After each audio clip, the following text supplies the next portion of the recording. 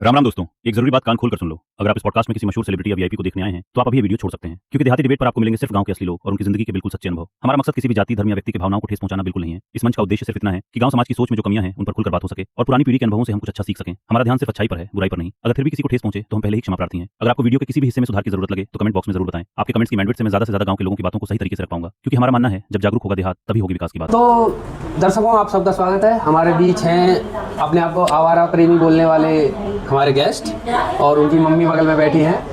तो आवारा प्रेमी जी, आप सबसे पहले अपना इंट्रोडक्शन दे दीजिए हमारी जनता को। नमस्कार सभी को, मैं विद्या शर्मा हरियाणा से और मेरी बीसी कंप्लीट हो चुकी है YMCA कॉलेज से और मैं अब अपने घर के काम देख रहा हूँ। घर का सामान कोटा राशन डिपो होल्डर चलाता हूँ। तो आप जो ये कोटा राशन का चलाते हैं, इसके बारे में क्या क्या आपको एक्सपीरियंस की ज़रूरत पड़ी? एक्सपीरियंस की तो कुछ नहीं, बस पीछे से सपोर्ट सा था तो उन्होंने बताया कैसे कैसे चलता है। उसके बाद मैंने उन चीज़ों को फॉलो अप करा तो धीरे धीरे समझने लग जाते हैं, फिर समझ आई गया। मतलब जो ये कोटा राशन मिलता है, इसके लिए एक प्रोसेस होती होगी कि भाई कैसे मिलता है, तो उसके लिए क्या किया आपने?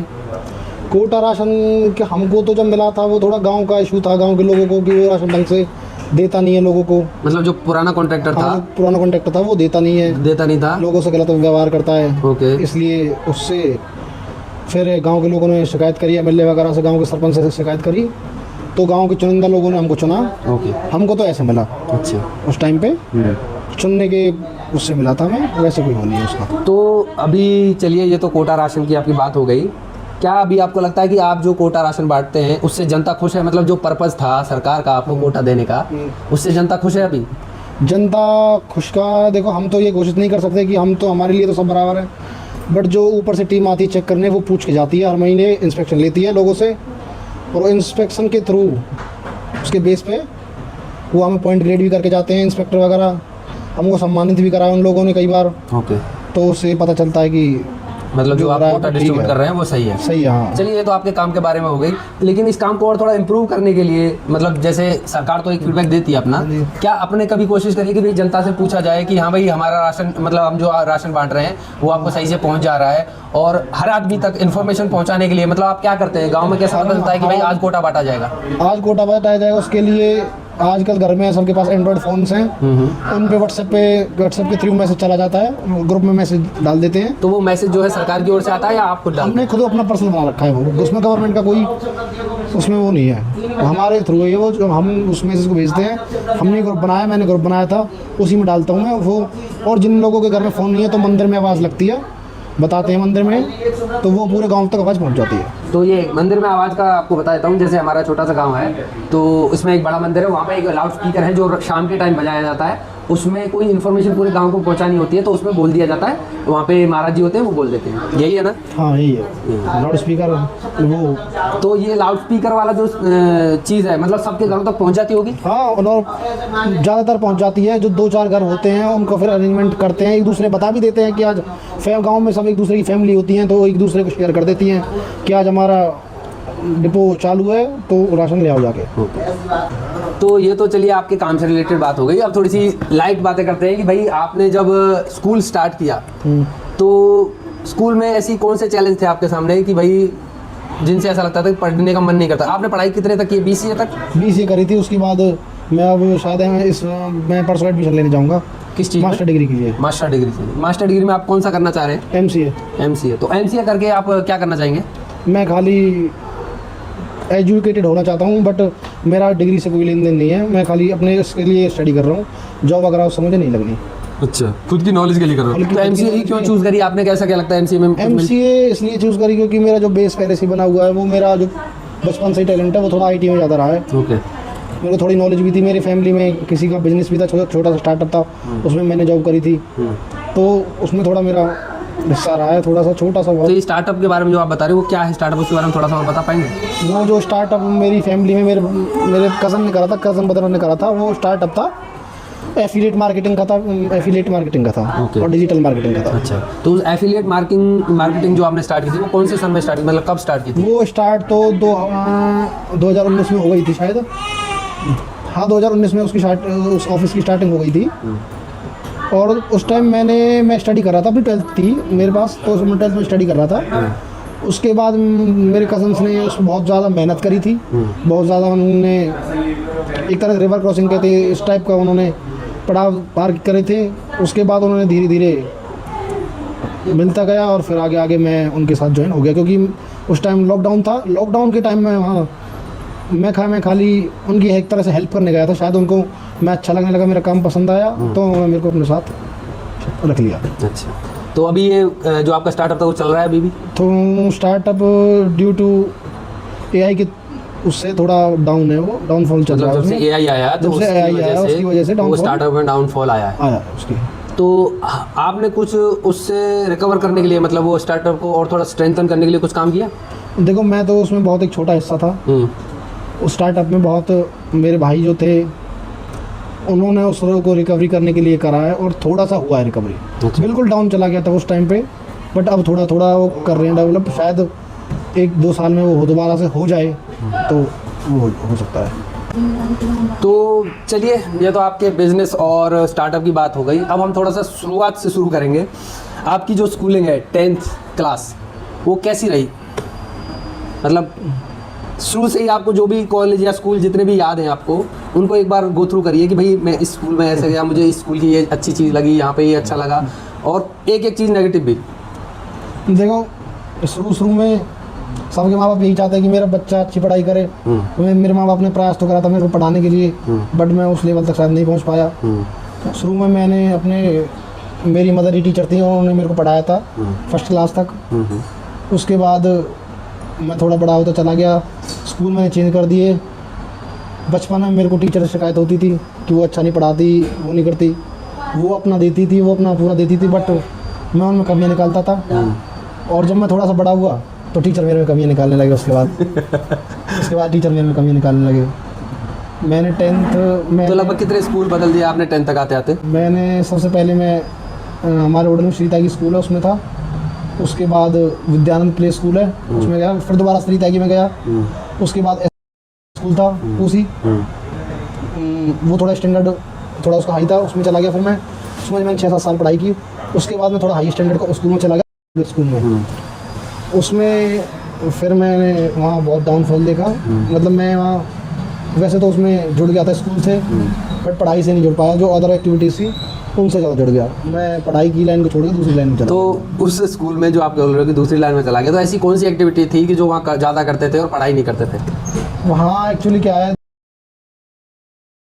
वहाँ सारी रिच फैमिलीज आती थी, रिच फैमिलीज के ही बच्चे उस स्कूल में पढ़ते थे। बट मेरे माँ बाप ने कोशिश करी उसमें मेरे को पढ़ाने के लिए, बोझ उठाया उन्होंने, मैं डाला उस स्कूल में। उसमें एक्टिविटीज़ क्या, बच्चे शुरू से ही फ़ोन लेके आते थे। मेरी फैमिली में ये था ही नहीं 12th से पहले फ़ोन देने का, तो बच्चे उस टाइम पे भी बड़े बड़े फ़ोन लाते थे। तो मेरा भी उन फ़ोन की तरफ ध्यान चला गया। स्कूल में गाड़ियाँ वाड़ियाँ लाते थे। मतलब आपने पढ़ाई छोड़ के और आवारा कर दी, इसलिए आपको आवारा आशिक बोल रहे हो आप अपने आप को? हाँ, बोल तो नहीं, लोगों ने नाम रख दिया बस। उसके बाद मैं दिल्ली पब्लिक में छोड़ के उस स्कूल को, तो वहाँ प्रोग्राम्स ज़्यादा होते थे, पढ़ाई वढ़ाई तो होती भी थी, बट उस स्कूल को मेरे को एक फ़ायदा मिला था स्कूल से। मेरी इंग्लिश बहुत उससे इम्प्रूव हुई थी उस स्कूल से, क्योंकि उसमें हिंदी बोलने पर भी फ़ाइन था उस स्कूल में। नॉर्मल बच्चों से बात कर सकते थे, टीचर से बात करते थे। जो कॉलेज में डीन है, मैनेजमेंट है, जो बड़ी मैनेजमेंट है, उससे हिंदी में बात करने में फ़ाइन था। तो जो आपने जितने भी अभी तक स्कूल बदले, वो कितने स्कूल रहे होंगे अभी तक? नंबर आपने काउंट किया, कितने स्कूल रहे? 6-7 स्कूल मैंने बदल दिए। 6 या 7? 7 स्कूल मैंने बदल दिए। 7 बदल दिया आपने स्कूल। तो उन 7 स्कूल्स में एक चीज़ जो अच्छी अभी तक याद हो, है कोई ऐसी मेमोरी में? एक शुरू करते हैं पहले स्कूल से। पहला स्कूल कौन सा था आपका?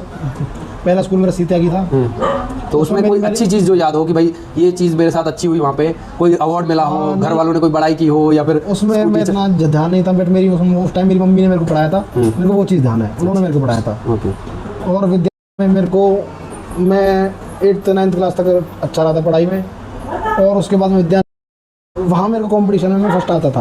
अदर एक्टिविटीज पढ़ाई को छोड़ के अदर एक्टिविटीज जितनी भी होती थी उसमें मैं फर्स्ट आता था। तो यानी कि ये जो फर्स्ट आना था उस टाइम पे अच्छा लगता था। आज भी मेरे पास रिपोर्ट कार्ड्स रखे हैं विद्यानंद के, फर्स्ट क्लास तक जितने भी रिपोर्ट कार्ड थे वो मेरे पास रखे हैं। उनमें भी सारे में एक्सीलेंट है। उसकी जो मेरे को ट्रॉफी में मिली थी वो भी रखी है, आज से 15 साल 20 साल पुरानी है, वो भी रखी है मेरे पास, आज भी रखी है वो। उसके बाद मैं श्री में वापस चला गया उसी स्कूल में। उसमें मेरे को 2 साल ही पढ़ा था। उसके बाद उसमें मैंने ठीक ठाक पढ़ाई करी थी, बट इतना ध्यान नहीं मेरे को। उसके बाद मैं चला गया कोसी, उसमें मैंने सबसे ज़्यादा पढ़ाई करी थी। उसमें मैंने ट्यूशन भी लगाया। मैंने कॉलेज स्कूल में ना पढ़ के मैं ट्यूशन में पढ़ा। ट्यूशन में मैंने सारा रिकवर करा। मैं स्कूल से पहले मैं ट्यूशन में जाता था और ट्यूशन में पढ़ के उसको मैं उल्टा टीचर को पढ़ा देता था। तो ये ट्यूशन में जो जाना है, ट्यूशन में जाने की ज़रूरत क्यों पड़ती थी इतने अच्छे स्कूलों में पढ़ने के बाद भी? ट्यूशन में क्या है, 1 घंटे का टाइम, आधे घंटे का पीरियड होता है एक, उसमें एक टीचर को 30-35 बच्चे पढ़ाने पड़ते हैं। मतलब एक प्राइवेट स्कूल में भी आप उस टाइम पे ट्यूशन जा रहे थे, तो मतलब प्राइवेट स्कूल भी सही से नहीं पढ़ा पा रहे थे? देखो ये तो नहीं कह सकते हम प्राइवेट स्कूल सही से नहीं पढ़ा पा रहे थे। तो ऐसा क्या था कि आप ट्यूशन में अच्छे से पढ़ लेते रहे थे लेकिन स्कूल में नहीं पढ़ पा रहे थे? स्कूल में हर तरह का बच्चा होता है, कम पढ़ने वाला भी होता है, ज़्यादा पढ़ने वाला भी होता है, कुछ गलत लाइन में जाने वाला होता है, सही लाइन में जाने वाला होता है। उसमें ब्रिलियंट बच्चे होते हैं। जो रियल बात तो ये है, जो टीचर होती है वो ब्रिलियंट बच्चों पे ज़्यादा ध्यान देती है। तो मतलब क्या स्कूल में अलग अलग कैटेगरी बना के पढ़ाई नहीं कराई पढ़ाई जाती है, बना के ही पढ़ाई जाती है। जो ब्रिलियंट बच्चा होगा उसको टीचर ज़्यादा फोकस रखेगी। यह जिसके माँ बाप, जिसके पेरेंट्स और टीचर के कांटेक्ट में रहेंगे, बच्चा उस पर ध्यान देती है। जो थर्ड पर्सन होगा, थर्ड बच्चा होगा, उस पर ध्यान इतना टीचर नहीं देती। ये तो शुरू से रहा है, तो अब तक भी रहा शायद, अब भी चल रहा है तो। ओके। उसके बाद फिर मैं 7th तक पढ़ाई करी। मैंने 7th में 2nd पोजीशन अटेम्प्ट की थी वहाँ, और मेरे को प्राइज़ भी मिला था वहाँ। ओके। एनुअल फंक्शन था उस टाइम जब निकला था, तो उसमें प्राइज़ मिला था मेरे को। ओके। अब ये तो बात हो गई स्कूलों की, भाई हमने अच्छा क्या फील किया, और हमने नेगेटिव बातें भी कर ली थोड़ी कि भाई जो ऐसे स्कूल में सही से पढ़ाई नहीं होती तो ट्यूशन जाना पड़ता था। लेकिन कॉलेज में जाते टाइम कोई ऐसा विजन था कि मुझे ये जॉब करनी है? मतलब एक नौकरी के बारे में क्या पर्सपेक्टिव था तुम्हारा पढ़ते टाइम पे? नौकरी के बारे में देखो, मेरे शुरू से ही ये रहा था कि मैं नौकरी, एक फैमिली में बैठा देते हैं, मैं तेरे से नौकरी होगी नहीं, ये मेरी दिमाग में बैठ गई थी कि तू नौकरी कर ही नहीं सकता। तो वो चीज़ दिमाग में बैठ ही गई। तो मैंने खाली सोचा भी था कि मैं नौकरी कर लूँगा, शायद पढ़ लूँगा, बट कॉलेज में जाते जाते दूसरी लाइन में चला गया, पढ़ाई तरफ हुआ ही नहीं। शायद मैं उस टाइम 30-35 बच्चे थे, 35 बच्चों में से आज भी 2 पास हैं बस। अच्छा। 2-4 बच्चे पास हैं 4 बच्चे पास हैं BCA में, 35 बच्चों में से। तो मतलब ये क्या है, ये मतलब समाज में दिक्कत है, यहाँ पे आपके आसपास ऐसा माहौल नहीं था कि भाई हमें जीवन में पढ़ाई का कुछ इंपॉर्टेंस ऐसा लेना चाहिए कि भाई अपने पैरों पर खड़ा होना चाहिए? तो ऐसा पैरों पे खड़ा होने वाली बात कभी सीखी नहीं? पैरों पे खड़े होने वाली सीखी, बट जो एटमॉस्फेयर मिलता है वो थोड़ा स्टडी का नहीं मिला। मेरा दिमाग उस टाइम बहुत फैट था मेरे अंदर 12th में, तो मेरे को एक टीचर की बात लग गई थी। तो मैंने शायद 102-103 किलो वेट था मेरा। मैंने सबसे पहले वो कम करा। मैंने पढ़ाई तरफ ध्यान नहीं दिया, बिल्कुल भी ध्यान नहीं दिया उस टाइम। मैंने जिम की तरफ ध्यान दिया, तो मैंने शायद उस टाइम वेट अपना 1 साल के अंदर 73 में ले आया था। तो अभी आपका वजन कितना है? अभी मेरा वज़न दोबारा 90 प्लस है दोबारा। जब मैं 73 का मेरे को ध्यान है, मैं घर से मेज़रमेंट करके गया था अपना वेट का। तो मतलब अगर हम किसी और की बात लगने से अपने शरीर पे ध्यान देंगे तो फिर हमारा कुछ सोच नहीं है कि हमें अपने शरीर के प्रति क्या रखना चाहिए, क्या नहीं रखना बिल्कुल चाहिए? रखना चाहिए, बट एक धारणा जो बना ले तो वो होती है, दूसरे के कहने से कुछ नहीं है। बट उसने मेरे को एक पॉइंट आउट कर दिया, उस टीचर ने मेरे को फैट को लेके मेरे को। तो मैंने मन में बिल्कुल ठान ली थी मेरे को करना है, कुछ भी हो जाए मेरे को करना है, और मैंने कर दिया था वो। तो ये चीज़ आज आपको नहीं लगती कि मुझे सेम ऐसे ही फिट रहना चाहिए और देखो ये मैं मोटापा नहीं फिट होना चाहिए, बिल्कुल ये सही बात है। बट मैं फिट अब फिलहाल खाली डाइट से हो सकता हूँ फिट, उसके अलावा मेरे पास जिम का ऑप्शन नहीं है, क्योंकि मेरा उस टाइम एक्सीडेंट हो गया था। तो डॉक्टर ने, मैंने दोबारा फिट हो उसके बाद हो गया था मैं। एक्सीडेंट के बाद मेरा शायद 60 किलो वेट ही रह गया था। तो उसके बाद डॉक्टर ने मेरे को मना कर दिया था जिम जाने के लिए। तो ये एक्सीडेंट जो हुआ आप बता रहे हैं, ये कब हुआ था? ये एक्सीडेंट मेरा 2020 में हुआ था, कॉलेज जाते टाइम। गाड़ी थोड़ी स्पीड में थी, तो उस टाइम मेरा एक्सीडेंट हो गया था। शायद ब्रेक नहीं लगी या कुछ भी कह सकते हैं उस टाइम, तो उसमें मेरा एक्सीडेंट हो गया था। और काफ़ी बेकार एक्सीडेंट हुआ था, मुझे आज भी ध्यान है। लगभग 2 साल में मैं जाके प्रॉपर ठीक हुआ था। प्रॉपर तो कर नहीं कह सकते, एक बार जो धागा टूट जाता है वो दोबारा नहीं जुड़ता, बट कह सकते हैं उसमें गांठ तो लगी चुकी है। तो लेकिन एक्सीडेंट की वजह से एक्सरसाइज ना कर पाना, इसमें क्या सच्चाई है? इसमें सच्चाई ये है, जब मैंने दोबारा एक्सरसाइज करनी शुरू करी थी तो मेरा पेन वेन होने लगा था फेस में। मेरे बॉडी में कहीं लगी नहीं थी, फेस में ही मेरा पेन हुआ था। फेस में ही दर्द वर्द होता था और सब कुछ दर्द फेस में ही होता था। तो फेस की ऐसी एक्सरसाइज भी नहीं होती भाई फेस में दर्द होने जैसे लगे? मैं चेस्ट लेता हूँ डिप्स मारता हूँ तो उसमें जो जैसे फेस नीचे झुकता है तो ऐसा लगता है जैसे प्लेट्स वगैरह दब रही हों और वो बाहर आ रही हों, फेस ऐसे इतनी जोर से झुकता है। नहीं बट ऐसा कई बार होता है, जैसे मेरे हाथ में भी एक इम्प्लांट है, हमें ऐसा सुन्नपन फील होता है और लगता है कि भाई कुछ हो जाएगा। क्या इसके लिए कभी तुमने किसी रियल जेन्युइन एक्सपर्ट से कंसल्ट किया कि भाई ऐसा फील होता है और मुझे करनी चाहिए कि नहीं करनी चाहिए? एक्सपर्ट से जो जिस डॉक्टर ने मेरा ऑपरेशन करा था, सर्जरी करी थी, सर्जरी तो कुछ बहुत ज़्यादा बड़ी थी, मेरी 9 घंटे की सर्जरी थी उस टाइम, और बहुत काफ़ी घंटे का मेरा ऑपरेशन भी था। जो मेरे से बड़ा डिस्ट्रिक्ट है NCR में, फरीदाबाद हॉस्पिटल, और उसके सबसे बड़े हॉस्पिटल में मेरा सर्जरी हुई थी। और उसमें आज भी जो जिस डॉक्टर ने मेरा सर्जरी करी थी उसकी गूगल पे आज भी 5 स्टार रेटिंग है, डॉक्टर मनीष नंदा नाम है उनका।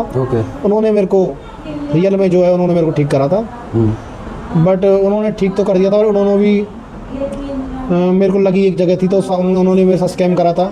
उन्होंने गलत जगह भी प्लेट लगा दी थी पैसे कमाने के लिए भी। ओके, ऐसा रहा था। तो ऐसा आपको कहाँ से पता चला कि भाई गलत ऐसा मेरे को पता इसलिए चला था, मेरे मुंह में दर्द होता था तो मैं डेंटिस्ट के पास गया था, और डेंटिस्ट भी बहुत बड़ा डेंटिस्ट है, MD है वो डेंटिस्ट भी, और MS भी कर रखी है उसने, और डेंटल का सर्जन का भी कोर्स कर रखा है उसने, फॉरेन से करके आया था उसने, एम्स में भी उसने जॉब करी थी। तो उसने मेरे को बताया था कि फेस एक साइड से डैमेज हुआ है, उसने दोनों साइड पेस्ट डाल दी। फिर मेरे को ये भी रियलाइज़ हुआ था कि मेरा लगा तो वो फेस स्टीयरिंग में लगा था गाड़ी की में, तो एक साइड से ही लगा था, दूसरी साइड से मेरे को फ़र्क ही नहीं पड़ा। नहीं बट कई बार क्या होता है कि मैं वैसे स्टेबिलिटी के पर्पज़ से बता रहा हूँ, क्योंकि अगर एक साइड लगाते वो और दूसरी साइड ना लगाते तो वहाँ की जो बोन है वो मेटल के साथ में सही से एक्सपेंड नहीं होती और वो दिक्कत कर देती। वो तो जो दूसरे फेस पूरा डिस्टॉर्ट हो जाता।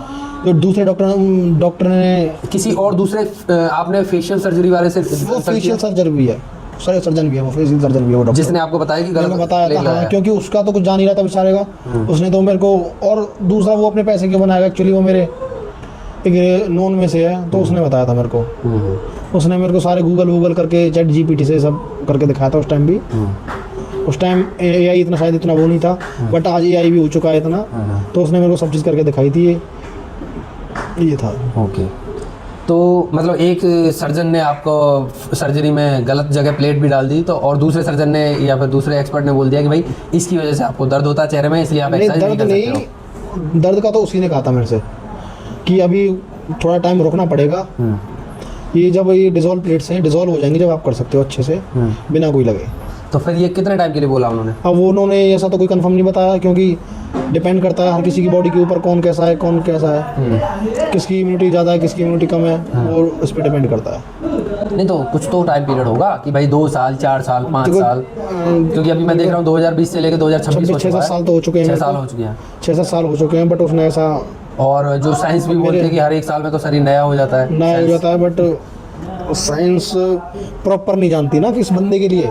साइंस तो सबके लिए एक बराबर मेजर करती है ना, साइंस तो किसी प्रॉपर बंदे को नहीं, पर फिर भी 6 साल तो बहुत लंबा टाइम होता है। मैंने ऐसा उसके बाद मेरी डॉक्टर से बात नहीं हुई, वो साथ फॉरेन शिफ्ट हो गया, मेरी उनसे कोई बात नहीं। उसकी जगह किसी और एक्सपर्ट से राय ले ले, मैंने कोई अभी ली नहीं है। तो वो ले सकते हैं अगर शरीर स्वस्थ रखना है, फिट रखना है तो। बट उसकी जगह हम ना भी करें तो घर भी एक्सरसाइज कर सकते हैं। हाँ, तो योगा कर सकते हैं उसकी जगह, हम बिल्कुल करनी चाहिए, योगा कर सकते हैं उसकी, योगा कर सकते हैं। और खाना ऐसा खाएं जिसमें फैट कम हो, हाँ, कार्बो कम लें। और जैसे अब समर सीजन चल रहा है तो आपको लिक्विड ज़्यादा लेना चाहिए। आपको कहते तो हैं 2 लीटर पानी लेना चाहिए, बट उसकी जगह आपको 2.5 लीटर लो। अब 2 क्यों लेके चलो, आप 2.5 लीटर पानी लेके चलो। तो आज तक के सबसे बड़े मतलब कितने साल की उम्र हो गई थी आपकी, एक बार वो फिर से बता दीजिए। मैं 17 अक्टूबर को मैं 26 का हो जाऊंगा। मतलब 26 ईयर्स का आप हो जाओगे। और जो आज की इस जनरेशन को हम जेन जी जनरेशन बोलते हैं, जेन जी मतलब क्या है? जेन जी जो न्यू जनरेशन है उसको जेन जी बोलते हैं। जो प्रेजेंट में जो जनरेशन चल रही है, ओके, ये लास्ट जनरेशन ये हमारी जैसी है, जिसके माँ बाप को इतना फ़ोन चलाना नहीं आता, जो मतलब पुराने उनसे जुड़े हुए हैं अपने से, ये लास्ट जनरेशन है। तो नहीं, पर मेरा ये कहना है कि भाई ये जो हम सोच रहे हैं कि लास्ट जनरेशन है, ऐसा तो कुछ नहीं है। जनरेशन तो अलग अलग डिवाइड होंगी, बट जो ये जनरेशन चल रही है, जिस जनरेशन में हमारे पेरेंट्स हैं, मतलब आप ये कभी आएगी नहीं दोबारा। नहीं, वो तो अगले वाली जनरेशन वो भी यही बोलेगी वो नहीं आएगी नहीं, बट ये जनरेशन वो रहेगी जिसमें हमारे पेरेंट्स को ज़्यादा फ़ोन से मतलब सोशल मीडिया से इतना कांटेक्ट नहीं रहेगा। नहीं, वही वो तो हाँ, सोशल मीडिया के बारे में और फोन के बारे में बोल सकते हो कि भाई हमारे पेरेंट्स को उसके अलावा, लेकिन जो अभी तक मैंने जाना है, मैंने देखा है, तक जो लाइफ चली जो हमारे पेरेंट्स 96 के बाद पैदा हुए हैं, उसको जनरेशन जी बोला जा रहा है, यानी जनरेशन वैसे कहे तो 2000 के बाद है। 1996 से लेके और 2000 तक शायद हाँ, है। 2000 तक है जो वो Gen Z एक चल बार रहा और है। देख लेते हैं क्या है इसके बारे में। मेरे हिसाब से शायद 2000 के बाद वाले जितने भी हैं टाइम वो 2000 वाले Gen Z है सारे। 1997 से और 2012 तक, यानी 1997 से लेकर 2012 तक की जो सारे जनरेशन है वो सारे Gen Z। जनरेशन जी बोला जा रहा है, और उससे पहले को जनरेशन वाई भी बोला गया किसी किसी को आचार से, उससे पहले को मिलेनियल बोला जा रहा है। तो यानी मिलेनियल के जो बच्चे हैं वो जेन जी अभी बैठे हैं, ठीक है। तो जो ये जनरेशन जी है इसके खुद के कोई, मैं सुनता हूँ कि खुद के डिसीजन ही नहीं होते हैं, खुद के डिसीजन नहीं होते, ये खाली वो जो डिसीजन आ रहे हैं वो फोन के थ्रू, रील्स के थ्रू आ रहे हैं, ऐसा मैंने सुना है। रील्स के थ्रू आ रहे हैं वो। इसमें कहाँ तक सच्चाई है, क्या सच्चाई है? सच्चाई देखो आजकल जो, जैसा कि आपने खुद ही बोला कि भाई ये जनरेशन ऐसी है जिसके मम्मी पापा तो सोशल मीडिया से कनेक्टेड नहीं हाँ है, जी। लेकिन ये बच्चे बहुत ज्यादा सोशल मीडिया से कनेक्टेड है। सोशल मीडिया से कनेक्ट है, तो इनके जो डिसीजन है वो फोन से और इंस्टाग्राम रील से और फेसबुक रील से और इनसे ही आ रहे हैं। तो इस बारे में कहाँ तक क्या लगता है आपको? हाँ, ये इसमें काफ़ी हद तक सच्चाई है कि सोशल मीडिया से जो कनेक्ट है, सोशल मीडिया पर कोई कुछ भी डालता है, सब अपने दिमाग के थ्रू डालते हैं उसमें। तो शायद बंदा ये सोचता है शायद ये ठीक है, सामने वाला इंसान है वो गलत है, ये ठीक है, उनको ये फिर ये वो देखते रहते हैं, बार बार स्क्रॉल करते रहते हैं। जिस रील को हम बार बार देखेंगे वो तो उसी कैटेगरी की रील आती चले जाएंगी, तो उसी जो सोचेगा उसी एटमॉस्फेयर में फिर वो और ज्यादा डूबता चला जाएगा, डूबता चला क्योंकि जाएगा। जो अपना एल्गोरिदम भी ऐसे ही सजेस्ट करता है कि भाई आदमी ज्यादा से ज्यादा देखता रहे इस चीज़ को। तो वही सारा चला है। तो आज तक के जिंदगी के सफर में आपकी लाइफ में अभी तक सबसे बड़ा टर्निंग पॉइंट क्या रहा है कि भाई इस चीज ने तो मेरी लाइफ ही बदल दी, जिंदगी बदल दी? ऐसा तो कुछ टर्निंग पॉइंट रहा नहीं है मेरी ज़िंदगी का, बस ये था मेरे एक्सीडेंट के बाद मैं ठीक हो गया था, शायद वो मेरा दूसरा पहला ही टर्निंग पॉइंट था। मतलब जो एक्सीडेंट हुआ हाँ, उसके ऐसा लग रहा था कि भाई एक नया जन्म हुआ उस टाइम। हाँ, तो उसके साथ में कोई नया रेजोल्यूशन लिया कि भाई अब ये चीज़ नहीं करना है या ये चीज़ करना है? हाँ, उसके बाद मैं पहले गाड़ी बहुत स्पीड में चलाता था, बट पहले के कंपैरिजन में मैं उतनी गाड़ी तेज़ नहीं चलाता। तो वो कैसे पहले बोलेंगे के कंपैरिजन को? कंपैरिजन पहले मैं गाड़ी 120-130 चलाता था, मुझे ये लगता था, मेरे पास बहुत छोटी गाड़ी थी, तो उस छोटी गाड़ी को कंपेयर करने के लिए मैं बड़ी बड़ी गाड़ियों से टक्कर लेने लगता था रोड पे ही, उनको आगे नहीं निकलने देता था, रास्ता नहीं देता था, उसमें जितनी स्पीड है मैं उसको भगाने की सोचता था।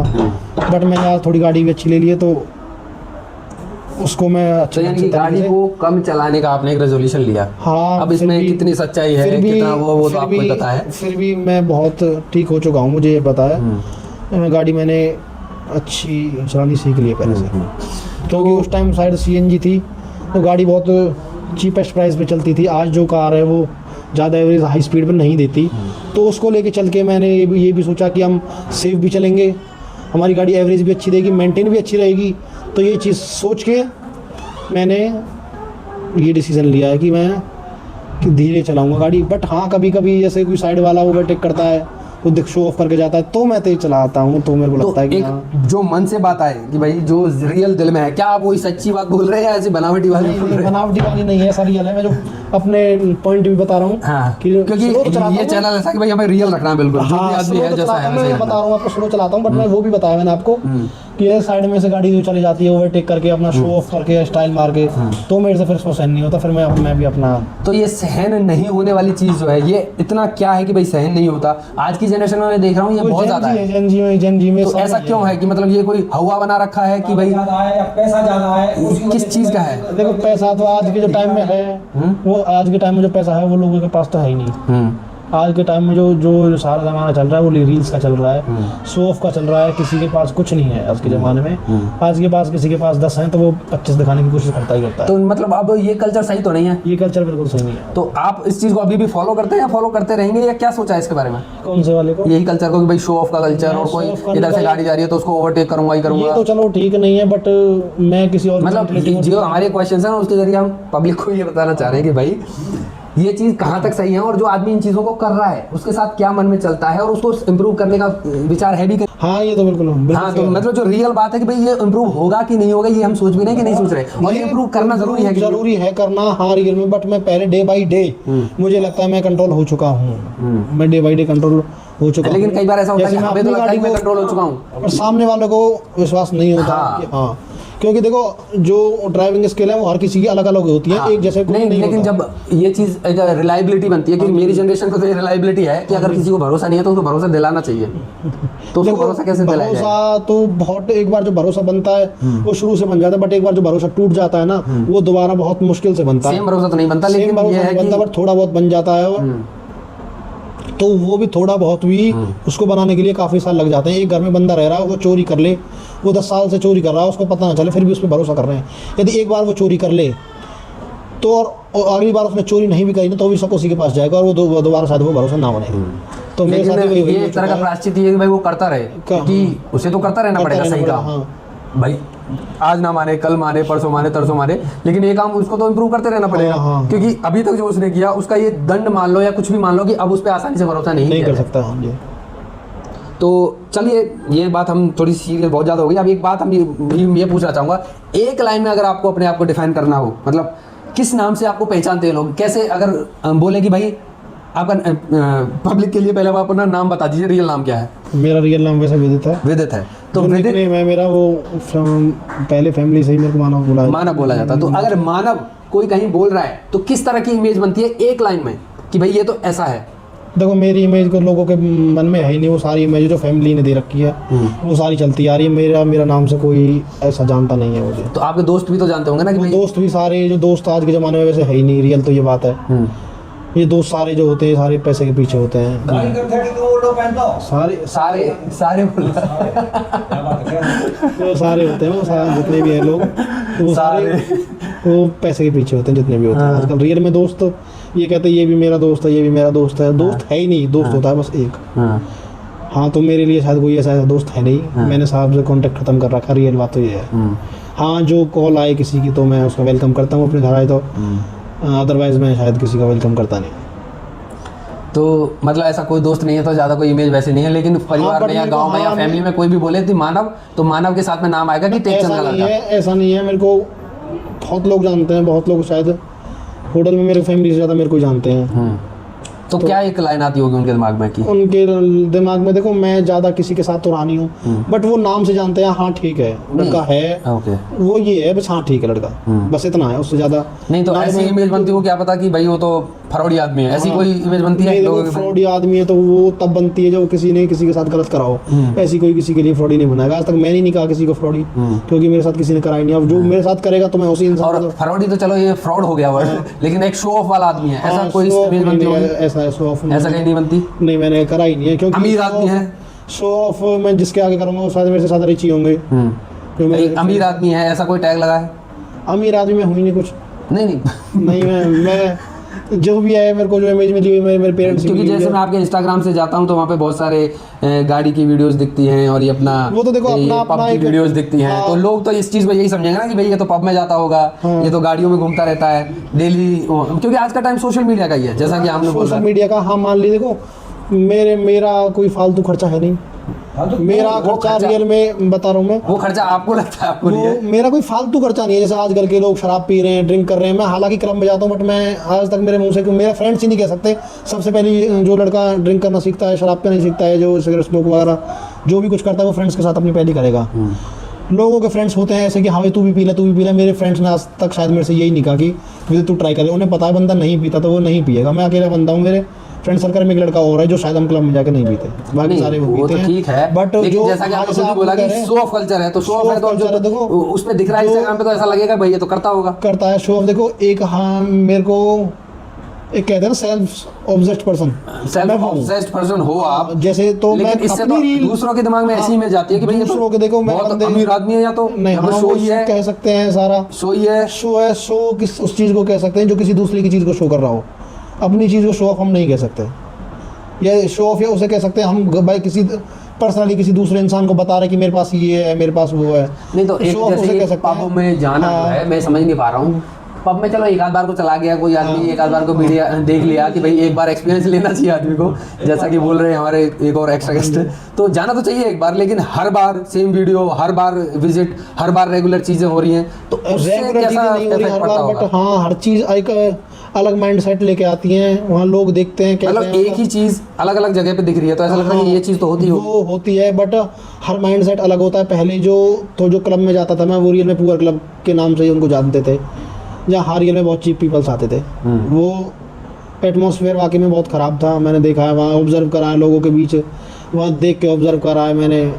और जैसे जैसे मैं जो रियल क्लब में जाने लगा, जहाँ रियल में एक शायद एक टेबल की टिकट 30-35 हज़ार की होती है 6-7 घंटे के लिए बैठने के लिए, उसमें जो आप ऑर्डर करोगे वो अलग है। वहाँ जो लोगों का माइंड सेट होता है वो बहुत चीप पीपल्स से बहुत अलग लेवल का होता है। वहाँ कुछ ऐसी बातें नहीं होती शो ऑफ वाली, उनके बीच उनको बस उनकी जॉब से मतलब होता है, नहीं तो बट वो बिजनेस से मतलब होता है। 35,000 रुपए के टेबल पे जाना हाँ। वो भी एक तरह का शो ऑफ ही है। वो एक देखो उनके शो ऑफ नहीं है, level पे। वो शो ऑफ नहीं है। हम अंबानी के पास इतनी गाड़ियाँ, हम उसको शो ऑफ कैसे कह देंगे? वो तो स्टैंडर्ड के इंसान का बढ़ता जाता है। किसी के पास साइकिल से चल रहा है, कोई शहर साइकिल से जा रहा है, कोई शहर हेलीकॉप्टर से जा रहा है। आपने कभी ऐसा टेबल बुक किया है किसी पब में जाके? हाँ देखो, जब गए हैं तो टेबल बुक भी होती हैं, बट वो सारा अरेंजमेंट होती है। अकेला बंदा उसे अफोर्ड नहीं कर सकता उस टेबल को, सब जो भी दोस्त जा रहे हैं, सब मिलके ले लेते हैं। मिलके करते हैं। बट मैंने इतना शायद एक्सपेंसिव चीज़ नहीं आज तक अफोर्ड करी, मैंने करी ही नहीं है। मैं जितना भी सारा कलेक्शन मेरे को मिलता है मैं करता हूँ। मैं तो बाइक्स पे स्पेंड करूँगा, उनके कार्स पे स्पेंड। अच्छा, आपको एक बात पता है कि जब हम झूठ बोलते हैं तो वो पता चल जाता है? हाँ बिल्कुल, वो मान रहा हूँ बात आपकी। और जो हमारी आंखें वो भी बोलती है कि हम हाँ, कि बंदा झूठ बोल चीज़ों रहा को है। ख्याल से बना रहे हैं हाँ। या फिर सच में सच बोल रहे हैं। वो तो रियल बात है, बिल्कुल बिल्कुल, बट ऐसा है नहीं। तो आंखों के मूवमेंट से कैसे पता चलता है? ये तो मेरे को आइडिया नहीं है इस चीज़ का, ये तो आइडिया नहीं है मुझे। जब हम इधर की ओर आंखें जा रही हैं समझ लो कि हम ख्याली पुलाव बना रहे हैं, यानी कि कहानी बुन के बता रहे हैं। सोच सोच के बनाई जाती है। और जब हमारी आंख की जब पुतली इधर जाएगी ना तो हम रियल जो हुआ है इवेंट उसको याद करते हैं। हर रियल इवेंट ही मैं दिमाग में माइंड सेट करके बात कर रहा हूँ, जो रियल हुआ था। नहीं, जो झूठ बोलने वाला इंसान हमेशा अटक जाता है बीच में, नहीं, अटकने की बात नहीं है, अटक जाता है वो बीच में कुछ ना क्योंकि कुछ। हमारी आंखें बहुत बोल देती हैं। हाँ, ये बात भी आगे बोल देती है, बट रियल नहीं है ऐसा। और बहुत सारे हाव भाव निकलते हैं, जैसे हाथों की उंगली को दबाना। ये तो शुरू से ही जैसे एक पोजीशन में बैठे हैं तो इसलिए इंसान बोर हो जाता है, तो वो कुछ ना कुछ तो करेगा। एक तो चलिए अब बैठ के थोड़ा सा और आगे बढ़ते हैं हम अपनी बात पे। हमारा एक लाइन में बताने का आपको हो गया कि भाई इतना सारा डिस्कशन चल गया एक लाइन में बताने के ऊपर। अब बचपन में जब आप अपने एरिया में बड़े हुए तो वो कैसा एहसास रहा, कैसा रहा कि भाई इस एरिया में मैं पैदा हुआ हूँ, बड़ा हुआ हूँ, तो ये अच्छा था, खराब था, या मुझे और मिलना चाहिए था या कम मिलना चाहिए था, वो कैसा रहा? देखो, जैसा मेरी किस्मत में लिख के आया मेरे को मिला तो वैसा ही। अब वो थोड़ा कहें उसको ज़्यादा कहें, बट मेरे लिए बहुत काफ़ी था जो मेरे को मिला। और मैंने आसपास लोगों में ऑब्जर्व करा, वो मेरे से जो मेरे फ्रेंड्स अगर उन्होंने मेरे को मेरे पेरेंट्स ने बहुत दिया है, वो मेरे को मैं कह नहीं सकता। जो तुम्हें मिला है उसके प्रति कभी तुमने रिटर्न ऐसा कुछ सोचा कि भाई समाज में देना चाहिए? नहीं, तो ये एक बात निकल के आ रही है अभी कि भाई कभी कभी तुम ऐसे दब जाते हो या दिखाने के लिए कि भाई गाड़ी केवल 50 की स्पीड पे चल रही है। जो अपनी गाड़ी चलाता हूँ वो रियल में मैं कहीं भी चला जाऊँगा। मैं परवल 40-45 मिनट 30 किलोमीटर का रास्ता हो 45 किलोमीटर में, मैं 45 मिनट में मैं तय करता हूँ। मतलब मेरी गाड़ी रहती है तो मैं स्लो स्पीड से चलाता हूँ। हाँ, मैं अपनी गाड़ी ना, मैं किसी की गाड़ी लेके गया था, उस दिन गया था जब जयपुर गया था, वो मैं इसी स्पीड पे गया था। मुझे आदत हो चुकी है उसकी स्पीड की। कब से हुई आदत? वो तो जब से मैंने ये गाड़ी ली थी 2024-23 में गाड़ी ली थी मेरे को 25 में आदत ये हो चुकी थी। लेकिन मैंने तो उसके बाद भी एक ऐसा इवेंट देखा कि फास्ट चल रही थी। हाँ, वो फास्ट चल रही थी। मैं उसको अपनी गाड़ी की टेस्ट ले रहा था। वो टेस्ट ना तो ऐसे हाईवे पे थी कि लोकल रोड्स पे होती, वो एक 12 लाइन हाईवे पे थी जिसे मुंबई एक्सप्रेस वे कहा था। मैं तो बहुत उसमें शायद 195 की स्पीड थी, बट जो वहाँ वो रियल में रोड टेस्ट लेने के ही लिए है उस जगह पे, मैं तो बहुत छोटी गाड़ी से था। लोग करोड़ों की गाड़ी से वहाँ रेस लगाते हैं, ट्रैक बन चुका है वो अभी। मैं वो टेस्टिंग की बात ही नहीं कर रहा हूँ, मैं तो बात कर रहा हूँ रेगुलर ट्रिप में भी मैंने देखा रेगुलर है। वो जो आप बता रहे हो वीडियो के बता रहे हो, आपने देखा था, मैं उस चीज़ को डिफाइन कर रहा हूँ कि 195 की जो स्पीड थी वो रेगुलर स्पीड कभी नहीं थी। 195 की बात नहीं कर रहा हूँ, जो 50 से ऊपर और 100-120 की जो स्पीड है उसकी बात कर रहा हूँ मैं। वो जो मेरी 50 की स्पीड थी, मेरी वो स्पीड थी। लेकिन 100 और 120 क्यों चल रही थी? वो मेरे से चलवाई गई थी कि हम इस स्पीड से क्या पहुंच जाएंगे, जब मेरे से कहा था। वो तो इन्हें चलवाई। हाँ, वो चलवाई थी। उसमें भी हमने ये कही है भाई सिर्फ स्पीड लेकिन ओवरटेक मत करिए। हाँ, ये ओवरटेक। अच्छा, हम किसी बात पे बात कर रहे थे, ड्राइविंग रूल्स जो है वो ऐसा कौन सा रूल है ड्राइविंग रूल? हमारे साथ एक एक्सपर्ट है जो बहुत ज्यादा ड्राइवर है, आप यहाँ आ सकते हैं तो आप ये पापा हैं हमारे गेस्ट के और ये बहुत एक्सपर्ट है, ये ट्रक भी चला लेते हैं। आप थोड़ा सा अपने बारे में बता दीजिए। हाँ, ट्रक चलाया है, ट्रैक्टर चलाया, कोई भी ट्रैक्टर हो, मैंने मैकेनिक भी रहे ट्रैक्टरों के, डीजल लाइन के मैकेनिक तो रहे। ऐसा मतलब ड्राइविंग के लिए बच्चों को अगर आप एक प्रो टिप देना चाहें तो वो क्या होगी? मतलब सबसे बढ़िया टिप, जैसे आप बोल रहे हो कि ओवरटेक नहीं करना चाहिए, तो ओवरटेक कब करना चाहिए और कैसे करना चाहिए? ओवरटेक इमरजेंसी में कोई कर सकते हो, इमरजेंसी कोई हो तो, यानी भाई तुम्हारे सामने कोई कुत्ता आ गया, तुम्हारे सामने कोई इंसान आ गया, या तुम्हारे सामने कोई गाड़ी आ गई, उसमें तुम ओवरटेक कर सकते हो। मतलब ओवरटेक तभी करना है बचाने के लिए, या फिर कोई चल नहीं पा रहा है उसको ओवरटेक करना है, और उनसे कह के करना है, हॉर्न बजाओ, साइड लो, गैप लो, पूरा 20 मीटर का कम से कम गैप लो, तो 10 मीटर वरना तो ओवरटेक करना ही नहीं है। करना ही नहीं, पहले तो ये करें। ये रूल वैसे बता दूं बहुत हाई क्लास का रूल है, और यही रूल हाँ, रूल हाई विदेशों क्लास में भी है चलता है कि 20 मीटर का जो गैप हाँ, है ये मेंटेन करके चल रहा है। ट्रक से जयपुर कंटिन्यूअस 24 घंटे में एक राउंड, हमने जयपुर से भी 45 किलोमीटर बगलू आ गए। ट्रक से 2012 में एक साइड से तो हमने 6 घंटे में रन तय किया। बताओ उस टाइम पर, जिस टाइम पर रोड नहीं थे। कहाँ से कहाँ तक ये डिस्टेंस थी होटल आपकी? से और बगरू, होडल टू बगरू का कौन सा जयपुर से डिस्टेंस? आगे 40-45 किलोमीटर साथ जयपुर। देखो कितना आगे होगा इसमें। तो ये 6 घंटे में रन तय किया उस टाइम पर 2012 में। बताओ क्या रोड थे, देख लो। और ट्रक से किए लोड गाड़ी हमने 10 घंटे में, 9 घंटे में, 12 घंटे में आई। क्यों? तो लगभग ये 300 किलोमीटर के आसपास जो आप बता रहे हैं। और कितने घंटे में की 300 किलोमीटर? 6 घंटे, मतलब 6 घंटे में 50 की एवरेज स्पीड चलती रही, ना किसी को कोई ओवरटेक करना, और कंटिन्यूअसली चलती रही। नहीं, ज्यादा चलती रही, जहाँ जगह हमको मिली हाँ, वहाँ हर जगह मिला, ज्यादा चलाई जा। हाँ, मतलब ओवरटेक नहीं की अपने को, और एवरेज 50 की आ गई, कंटिन्यूसली चलती रही। और बताइए आज क्यों ऐसा है, जब हम बराबर में बैठे हैं, ये भी देख रहा सब कुछ है, अब भी कितना बड़ा है अजमेर, 480 या 500 किलोमीटर। हाँ, अजमेर तो बहुत दूर पड़ेगा, बड़ा है ना। और उसके में अगर तुम 50 की स्पीड चलाओगे तो एवरेज हमारी 30-35 निकल गई। 68 किलोमीटर या 58 किलोमीटर आगे गए हैं। टोटल शायद वो 500 किलोमीटर पड़ा था एक साइड से, 510 किलोमीटर पड़ा था। बट जो वो हाईवे था, जो 50-60 हाईवे पे चला रहा था वो हाईवे था ही नहीं, वो सिंगल रोड रोड था। बेशक हम जब समझाते हो समझ कर, अभी भी हमने अभी किया कुंभ के मेले में वेगनार से 9 घंटे में तय किया हमने वहाँ का रास्ता, तुम्हारा इलाहाबाद का, और 5 घंटे साथ में तय करने वाली बात तो ऐसा मत समझो तुम गाड़ी हम चलाते हैं, जब हम जिस हिसाब से करें उस हिसाब से तुम क्यों नहीं चलाओ भाई। जब वहाँ स्पीड जो वहाँ 1 वे रोड है, वहाँ स्पीड साइड की लिखी होगी। चलो ये तो डिस्कस अपन फैमिली का मैटर बनता जा रहा है। ओवरटेक नहीं करना है, ये बहुत गोल्डन रूल है ड्राइविंग के लिए, सब याद रखें। ये बहुत बढ़िया गोल्डन रूल है।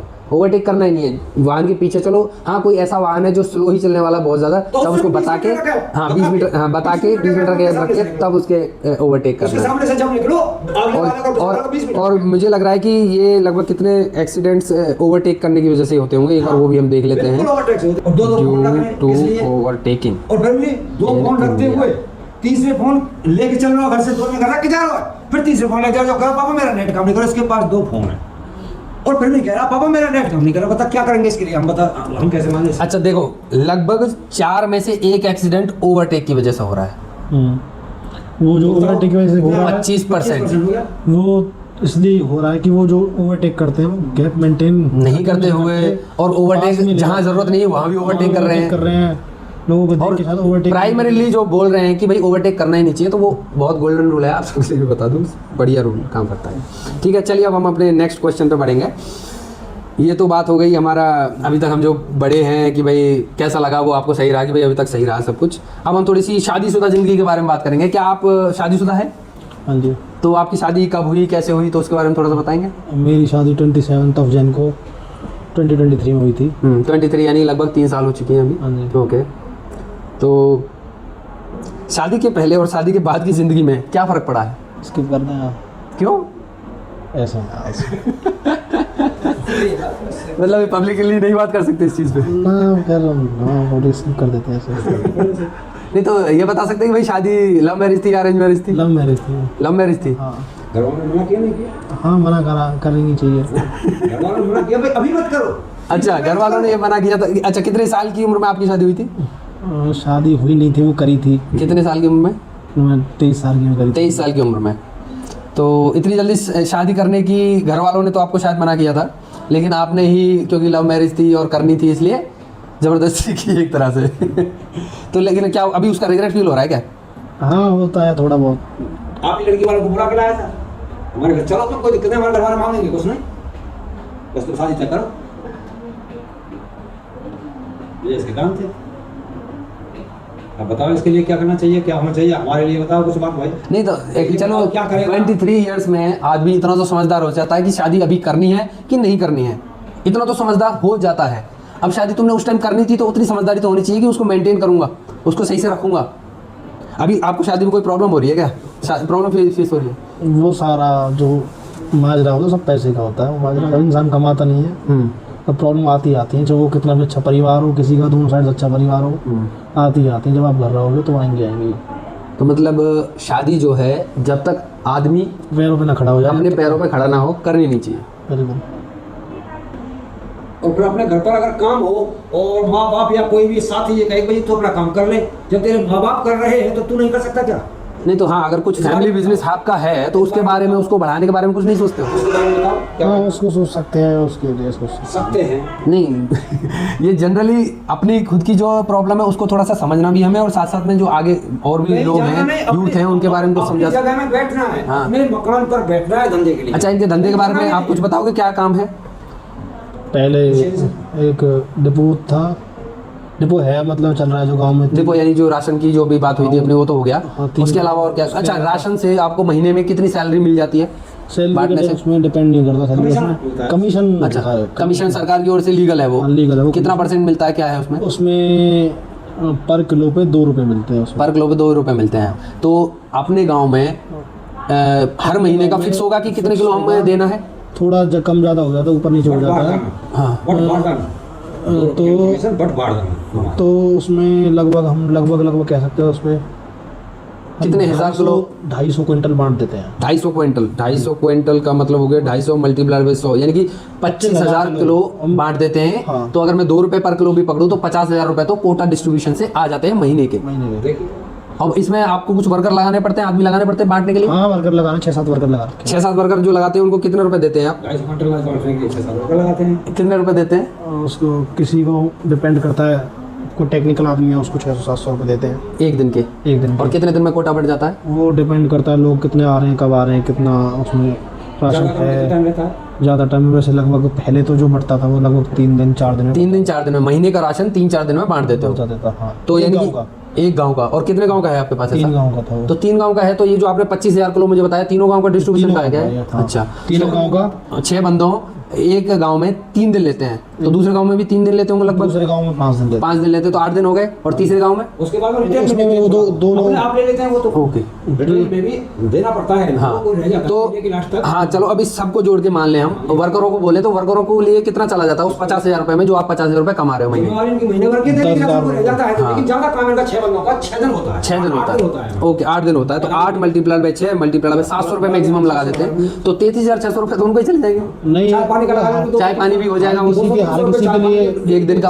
हाँ, हर किसी के लिए वो 600-700 रुपये नहीं है। नहीं 600-700 रुपए हर दिन के नहीं है, लेकिन जो वो बता रहे हैं 1000 रुपए 6 दिन का 8 दिन का खर्चा भी वो भी लगा, चाय पानी। एक बंदा जो है जो टेक्निकल जो आदमी है उसको हम 5,500 रुपये देते हैं महीने के, उन 6-7 दिन के लिए। 6-7 दिन के टेक्निकल आदमी 5.5 देते हैं। और अगर नॉर्मल आदमी है तो? और जो एक उनको टोटल देते हैं, हैं? टोटल देते हैं, एक को 6,000 रुपये देते हैं, ओके, उसको 500 रुपये का तेल देते हैं उन्हीं में ही। और जो एक लड़का है उसको 2,500 देते हैं, और 3 लड़के को 250-250 रुपये पर डे के हिसाब से देते हैं। यानी 25 किलो 1,500 रुपए वो हो गए। 1,500 रुपये तो 3 दिन देंगे 1,500 रुपये, यहाँ नहीं देते उनको।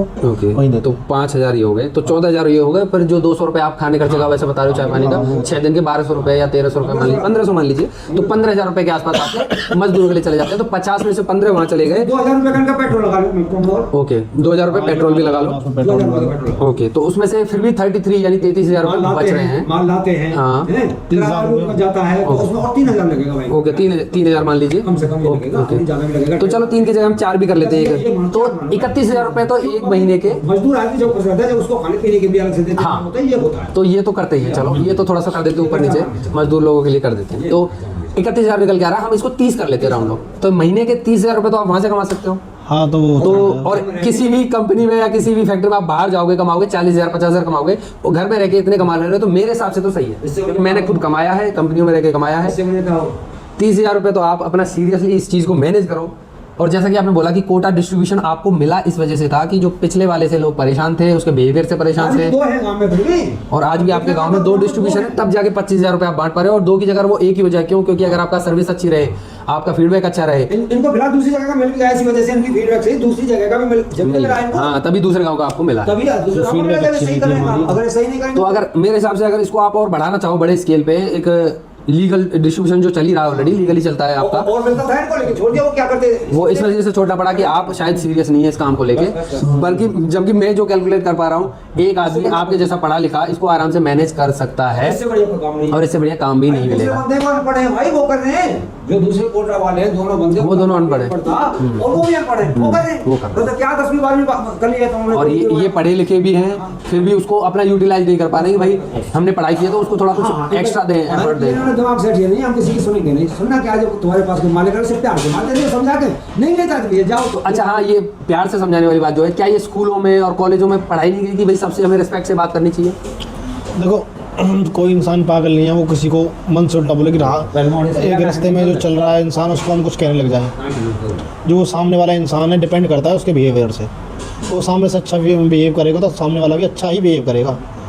तो सामने वाला ख़राब बिहेव करेगा तो फिर दिक्कत तो आती है इन जगह। चलो ये बिहेवियर के तो जो परिभाषा वो अलग अलग होती है हर आदमी की, कि भाई कई बार क्या किसी को एक शब्द बोला हुआ ही इतना खराब लग जाता है, लेकिन हमें अपनी ओर से ऐसा फीडबैक बनाना, क्योंकि इसको एक बिजनेस की तरह देखना है, तो हमें ऐसा फीडबैक रहेगा कि हर आदमी खुश होके जाए। जैसे पापा से जा रहे तुम्हारे से, आपके से जा हाँ, ऐसे तुम क्यों बनाओ? ऐसे तुमसे क्यों नहीं जा पाते? क्या तुम्हारे पापा मतलब अपना अपमान करवा रहे हैं, दूसरे बंदे जो अपना अपमान करवा रहे हैं क्या? नहीं ऐसा नहीं कह सकते। तो ऐसा नहीं कह सकते। हर किसी की मेंटेलिटी थोड़ी अलग होती है, हर किसी बंदा सेम नहीं होता। नहीं, तो इस चीज में देखिए क्या होता है ना, आपको अगर अपने पैरों पर खड़ा होना है तो जो पैरामीटर्स अभी समाज में चल रहे हैं कि भाई इस तरह से करके मैं ऊपर जा सकता हूँ, तो वो तो करना पड़ेगा अगर आपको पैरों पर खड़ा होना है तो। और वो कोई गलत काम थोड़ी कर रहे हैं, अच्छा बोल के किसी के साथ में अच्छे से लोगों को ट्रीट करके, मेरे हिसाब से तो कोई भी बिल्कुल भी गलत काम नहीं है।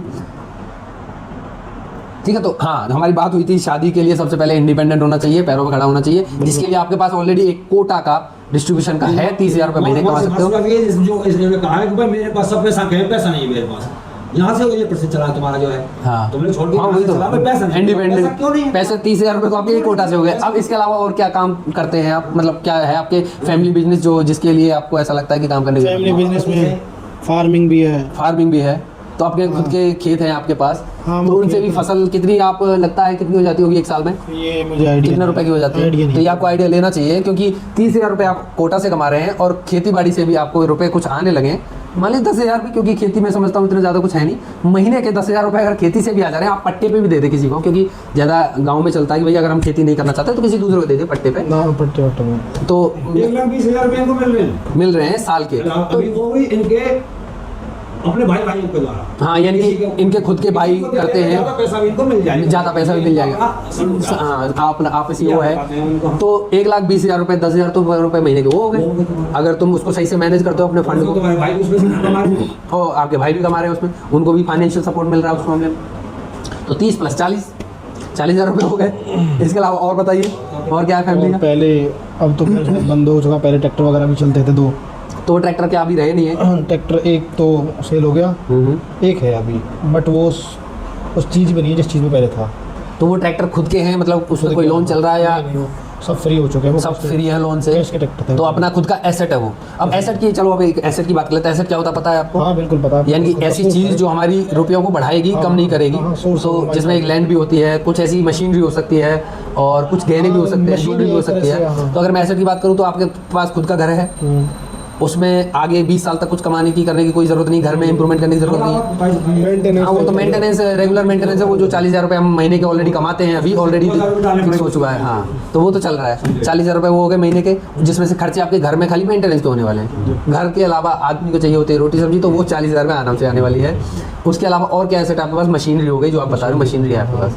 उसके अलावा लाइबिलिटी क्या है आपके पास? कोई बड़ी लाइबिलिटी लगती है आपको? है आपके पास लाइबिलिटी का मतलब? मशीनरी भी इसमें आपके सीजन में चला के देखा है, हमारे देख में चलाया है अभी। और एक बात बताऊं तो हमारी देख रेख में चला मशीनरी के बाद जो ट्रैक्टर है उसमें इन्होंने अभी 2.5 लाख रुपए खर्चा और किया है। इनके पास मिनिमम आज की मार्केट के हिसाब से ट्रैक्टर 3 लाख रुपए का पहले है। मैं बताता हूँ क्योंकि ये निकाल नहीं है, 3 लाख रुपए का वो ट्रैक्टर है इनके पास फिलहाल मार्केट रेट में। मार्केट रेट में 3 लाख रुपए का, तो उसके साथ हमने इनको 2.5 लाख रुपए और खर्च करके दिए हैं, यानी प्लस में। और तेल फूल तो वो चलो खर्चा मिलेगा, 2.5 लाख इनको खर्च करके दिए हैं। अब इन्होंने देखा है वो ट्रैक्टर तुमको साल भर में कम से कम कितने पैसे दे सकता है, अगर तुम सही से काम करके किसी का दे रहे हो, दिया है तो तो पूछिए इनको कितना पैसा दे सकता है वो, अगर यानी मैं एक चीज तो हो गई कि 40,000 रुपए आप कोटा Level लगाई खेतों होगी। की कमा रहे हो, कोटा से टाइम अलग निकाल के खेतों में किसी और काम किया है खेतों में ट्रैक्टर चला सकते हो आप। अपने में जो चला है, जो मैंने लेवलिंग उसमें कुछ मिला? लेवलिंग जो मशीन है उसमें लगभग 1 लाख रुपए उसमें 1 लाख रुपए आपने कमा लिया 80 अकेले ने? हाँ यही लगा लो। आपने और अकेले- एक बंदा ही चला सकता है, उसको एक बंदा ही है। हाँ। सपोर्टर दूसरा सपोर्टर होता है, ये वो तो देखो- इसके पास ये समझो दूसरा मजदूर मानो 700 रुपए का है। अच्छा, अगर अपना खुद ये का मानो, ये मजदूर मानो, हो, ये मानो। मतलब मजदूर की जरूरत पड़ेगी उसके साथ। हाँ पर पड़ेगी सही मायने इतने अभी इसके हमने देखा है कुछ भी है अभी ये मानते भी नहीं है क्यों पूरा कपड़ा पहनते नहीं परेशान फिर भूखे पैसा नहीं कि पैसा क्या है चला सकते हैं नहीं, 10 हाँ। घंटे ट्रैक्टर चला सकता है मतलब देखा है आज के टाइम में भी अगर हम ऐसी बात करें कि जैसी खेती पहले होती थी ऐसे ही चले गए, बिना कपड़ों के चले गए 10 रुपए, अगर हमें लगता है कि भाई आज के टाइम में हम अपना ख्याल रख सकते हैं। पहले के किसानों का क्या था कि भाई नहीं थी साधन नहीं थे, नहीं ये फिर काम धूल का और उसका काम नहीं था काम भी नहीं था इतना ज्यादा, अपना खुद का ही करना होता था बस खाली। अभी जब हम दूसरे का भी कर रहे हैं तो उसके साथ में कुछ प्रिकॉशन ले सकते हैं, डस्ट के लिए डस्ट मास्क ले सकते हैं, लेना कपड़े पूरे फुल स्लीव के पहन सकते हैं ताकि ये हाथों में सनबर्न ना हो, खराबी ना हो, डस्ट ना लगे। ये कहते तो जूता ये काम तो कर सकते हैं ना। हाँ टैनिंग वैनिंग हो सकती है उसके लिए तो कुछ मैं तो समझता हूँ कि आपके पास आप खुद तो इंडिपेंडेंट तो हो, तो शादी में पहला जो आपने बोला कि भाई खुद का इंडिपेंडेंट होना चाहिए वो तो आपको कितने टाइम में इन्होंने लिया उस ट्रैक्टर से पैसा ये भी पूछा हमें कितने टाइम में वो चला पैसा वो- निकाल दिया? वो हमने टाइम के अकॉर्डिंग नहीं था जो शायद 1 लाख रुपए आपने कमाए वो कितने टाइम के लिए? 1 लाख से शायद ज्यादा हो गया उससे। एक मानो ना आप 1 लाख मान लो, खर्चा आप मानो वो जाना खर्चा टाइम- बचा पेट्रोल हटा के। उसमें और है सब वो आप एक मानो उसका खर्चा वो काट लें। टाइम मतलब दिन के हिसाब से नहीं चलती वो मशीन, चलती घंटों के हिसाब से। कितने घंटे चले? 70-80 घंटे चलती है। 70-80 घंटे चलाने के लिए आपको कितने इधर टाइम? मूवमेंट भी चलता होगा कि भाई ट्रैक्टर घर से गया खेतों पे हाँ, गया। वो तो कितने टाइम में काम किया है हाँ, और कितने टाइम में तुमने काम वो किया इतने है? घंटे कितने टाइम में काम किया हाँ, उसकी आप 80 घंटे जो वो तुमने अभी चलाए जैसा हैं, 2-3 महीने समय हुआ है 3 महीने 2-3 महीने हाँ। 3 महीने लग उसमें गए। आधे टाइम ट्रैक्टर नहीं चला था नहीं चलाता और आधे टाइम यानी 1.5 महीने में आधे से ज्यादा ट्रैक्टर नहीं चलाता उसमें। आधे से ज्यादा नहीं चलता यानी समझो 1 महीने उन्होंने ट्रैक्टर चलाया सवा महीने सवा महीने ट्रैक्टर चलाया चलाया। तो सवा महीने जब खेतों की चेंज ओवर होता है, फसल की चेंज ओवर होती है, तो उस टाइम पे 1 लाख रुपए बचा लिया। अब बचा लिया बचा लिया ना ये तो पूरा। वो बचा लिया। अब ये बचा हुआ जो रुपया वो आपकी सैलरी हो गई साल भर के लिए, या फिर हाँ, वो 6 अभी महीने तो की? अभी तो ये सैलरी जो है 6 महीने की 10,000 जोड़ दो इसमें 10,000 जोड़ दो उसमें साल भर के हो गए 120 10,000 रुपए हाँ। से जोड़ देंगे 9,000 रुपए से जोड़ 8,000 रुपए से जोड़ हाँ। प्लस कितने हो गए 40 हो गए पहले ये 50 हो गए। 50 होगी तुम्हारे तो 50,000 रुपए आज के टाइम में लेकिन ही आराम से बट 5.5 लाख रुपए लगाए हुए हैं उसके हाँ, तो ऐसे उसमें खुद का किसी का बना हुआ नहीं है। है अभी उसमें किसी का अब नहीं वो है। अपना घर का सौदा है अब उनका खुद का एसेट है। अब तो इन्होंने 2.5 लाख मशीनरी की लेकिन एक डिप्रिशिएशन होता चला जाएगा। लेकिन मैं जो समझता हूँ आज के टाइम में ट्रैक्टर भी ऐसे हैं कि जो वैल्यू अभी है शायद कुछ टाइम बाद में उतनी तो मिली जाएगी। काम कर और नहीं काम करने के लिए रहेगी उसकी वैल्यू तो इतनी नहीं मिलेगी लेकिन काम वो इतनी ही वैल्यू का करता वैल्यू कर है देगा, वैल्यू। जैसे कि अब ट्रैक्टर 850 में चलाता है मालिक को लेवल जो मांझा लाए हैं लेवल में इसको 850 में चलाता कम से कम ट्रैक्टर बताते हैं इसमें 55 हॉर्स पावर से ऊपर चाहिए लेकिन स्वराज भी जो है 52 हॉर्स पावर तक का है पहले तो अभी भी मेरे हिसाब से जो है 855 जो है हाँ। और इनका ट्रैक्टर है 55 हॉर्स पावर में तो बढ़िया चला रहा है तो वो तो 8 लाख रुपए के काम ट्रैक्टर से और 10 लाख रुपए से काम कमा रहे हैं वो हाँ। उस या वो जो heavy machinery वाले लोग कमा रहे हैं। यानी वो कमा रहे 2 लाख रुपए हाँ। यानी वो 2 लाख कमाओ बेशक हाँ, और वो दुगनी मशीनरी लेके वो दुगनी मशीन लेके तो कौन फायदा में रहा तो अभी तो ये ज्यादा initial टाइम चलाया starting के उन्होंने। लिए सही है। ज्यादा और टाइम अगर आपको चलाया। लगता है कि भाई इसको मैं बढ़ा expand कर सकता हूँ, बढ़ा सकता हूँ, तो हाँ। इस केस में इसी से कमा के इसमें लगा। हाँ यही और क्योंकि जो कमाओगे आपको खाने खर्चे के लिए तो ऑलरेडी 40,000 रुपए एक तरह से आ ही रहे। बस हाँ और इसके उसके बाद अलावा और कोई बिजनेस है? उसके बाद फिर 2-3 महीने का बिजनेस मिट्टी का चलता है। मिट्टी का चलता है। तो यानी कि हम बोल सकते हैं कि बिजनेस के मामले में जो 10,000-15,000 रुपए बता रहे हैं वो ये तो 10,000 रुपए आए खाली मांझे लगा के और वो सारी चीज़ें। इसके अलावा भी आप अगर मेहनत से काम करो तो 10,000 रुपए और कमा लो महीने के।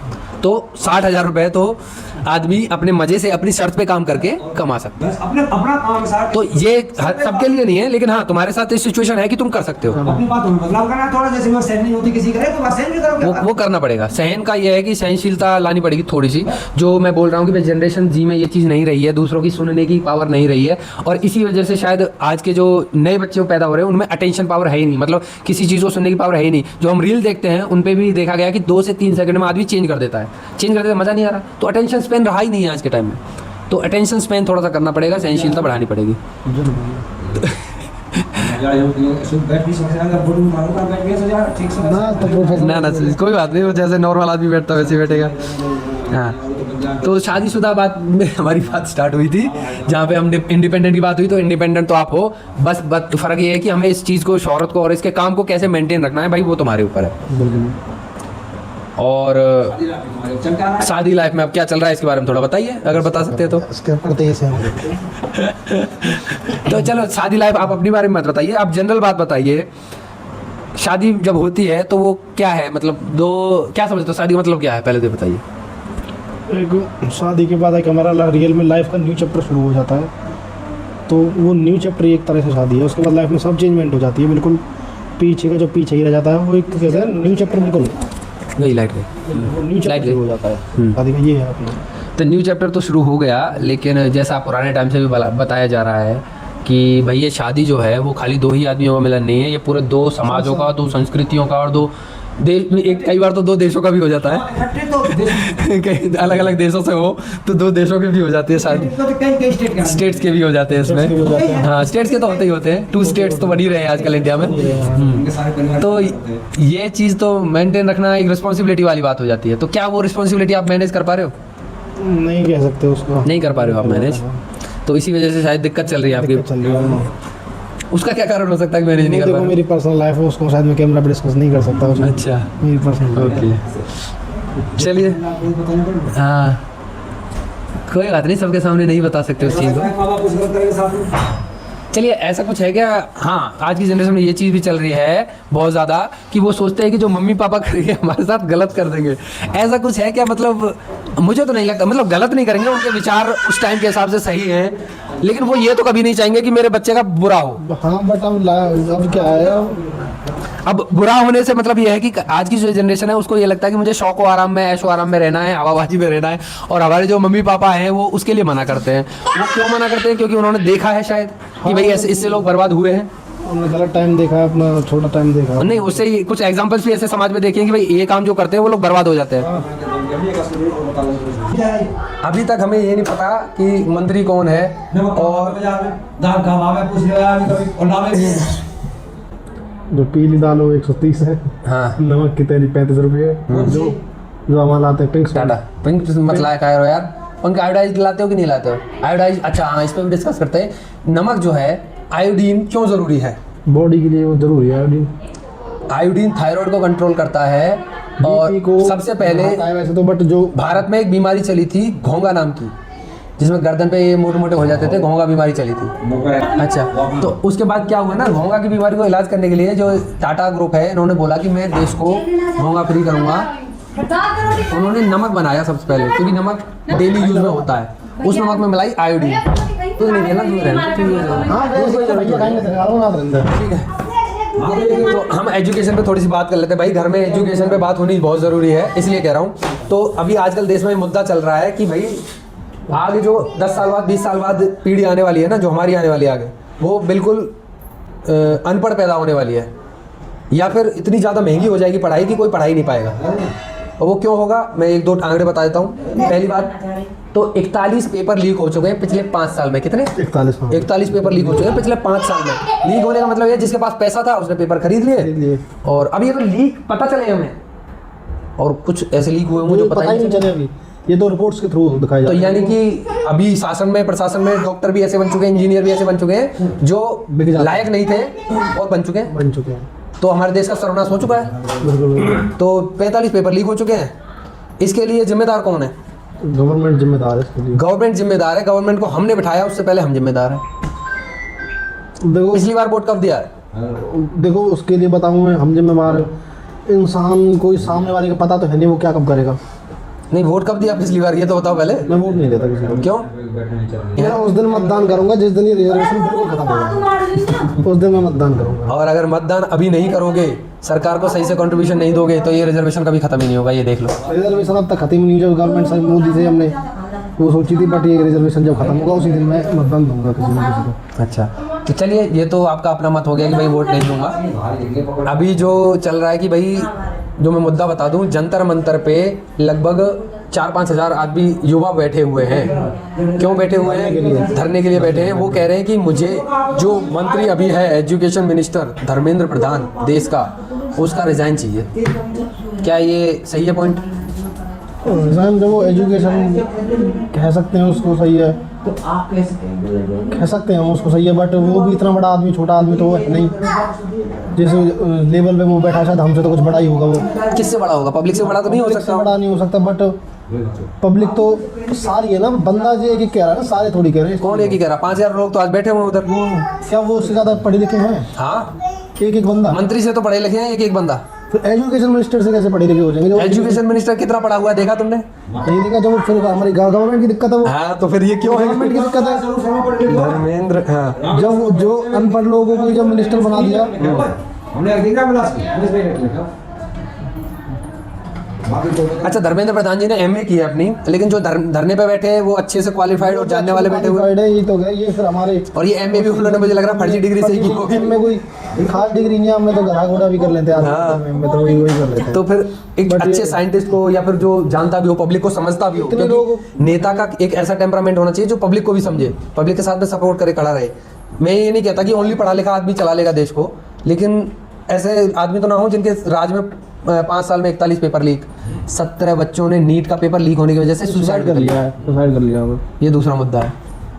तो आज जो ये देश पे वहाँ धरने पे बैठे हैं आदमी पढ़े लिखे, वो रिजाइन मांग रहे हैं, तो ये सही है कि गलत है, आप बताओ। जब देखो एजुकेशन मिनिस्टर ही हमारा पढ़े तो बच्चे सही कह रहे हैं, वो तो बिल्कुल सही कह रहे हैं। तो ये चीज़ ये तो आंकड़ा हुआ पेपर लीक और उसका। इसके अलावा सरकारी स्कूल जो रीड थे, जो हमारे पापा ने भी बताया कि उनके टाइम पे शिक्षा खाली सरकारी स्कूलों में होती थी और 15 पैसे में हो जाती थी फीस 5वीं क्लास की। और आज 3,000, 5,000, 10,000 फीस पहुंच चुकी है 5वीं क्लास हो चुकी है, की, फर्स्ट क्लास की। 3,000 फर्स्ट क्लास। यानी 20,000 गुना शिक्षा महंगी हो गई है। तो स्कैम बना दिया है, और नहीं, क्योंकि जो एजुकेशन है वो गवर्नमेंट स्कूल में नहीं दी जा रही। जहाँ एजुकेशन सब माँ बाप को लगता है मेरा बच्चा अच्छा पढ़े, तो उनको लगता है वो प्राइवेट स्कूल में ज़्यादा फैसिलिटी देते हैं, सब चीज़ देते हैं, सब चीज़ प्रोवाइड करवाते हैं, तो गवर्नमेंट स्कूल में नहीं है वो चीज़। तो तुम्हें क्या लगता है, पॉलिटिक्स में बोलना नहीं चाहिए तुम्हें? बोल सकते हैं पॉलिटिक्स में। कब बोलोगे? अभी बोल देंगे, जो पूछोगे आप मैं उसके लिए। जब सब खराब हो जाएगा तब बोलेंगे। मैं पॉडकास्ट तो आपने जो पूछोगे। अब मैं तो यही इसलिए स्टार्ट कर रहा हूँ भाई, मैं तो अपने इंस्टाग्राम, फेसबुक, व्हाट्सएप पे इस मुद्दे के बारे में जितना भी टाइम मिलेगा शाम को बैठे बैठे पढ़े एक मुद्दा उठा दिया, भाई एजुकेशन कितनी ज़रूरी है सबके लिए। क्या सोचते हो? एक आंकड़ा निकाल दिया, एक बात बता दी बस। देखो हमारा जो ये देश है फिलहाल, और मैं रील व्हाट्सएप इसकी बात ही नहीं करता, ये चलाने की जरूरत ही क्या है। आज तो देश की जरूरत ये लग रही है मुझे, अच्छी एजुकेशन होनी चाहिए, उसी से हमारी डोमेस्टिक वायलेंस, उसी से नौकरी, जो तुम अभी हमारा डिस्कस भी हुआ, उसी से हवाबाजी, उसी से सिविक सेंस। एक सिविक सेंस की बात और होती है, हमारे इंडियन लोगों में सिविक सेंस नाम की जीरो चीज़ है, नहीं है। जीरो civic तो sense सिविक सेंस है। क्या होती है पहले ये थोड़ा सा बताएंगे? सिविक सेंस एक सेंस ही होती है एक तरह से, जो मतलब उसको डिफाइन तो नहीं कर सकते, बट उनमें कोई ऐसा एम नहीं है। एम बिल्कुल जीरो है। उनको करना क्या है, उनको करना क्या है, क्या नहीं करना, बिल्कुल जीरो ही है। उनको यही नहीं पता करना क्या है, जीरो ही है। उनको फ्यूचर के लिए कोई नहीं पता, कुछ नहीं पता क्या करना है, वही है। नहीं, सिविक सेंस का एक बात और जो हम टेक्निकल थोड़ी समझना चाहें तो, जिस समाज में, जिस देश में हम वहाँ रह रहे हैं, उसको इम्प्रूवमेंट के लिए जो चीज़ें ज़रूरी है वो एक्टिविटी करें, और जो हमारे देश को या हमारे समाज को बदनाम करें वो एक्टिविटी ना करें। ये सिविक सेंस मैं समझता हूँ अभी तक। जैसे हमारे यहाँ पे आम है, लोग पान खाते हैं, गुटखा थूकते हैं, कहीं भी थूक देते हैं। तो पहली बात तो हमारे देश को वो बदनाम कर रहा है वो चीज़, कहीं भी थूक देना। बाकी के देशों में कहीं भी ऐसा नहीं होता। तो एक पॉइंट तो ये बहुत बड़ा कारण है, और इसके प्रचार भी बहुत बड़े बड़े हीरो एक्टर कर रहे हैं। उनको हमारी एजुकेशन से कुछ लेना देना नहीं है। क्यों? उनके बच्चे तो अमेरिका, लंदन, यूरोप, यूके जाके पढ़ रहे हैं, मतलब कि वो खुद गुटखा नहीं खाते और वो खुद का टेस्ट लेके बताते हैं।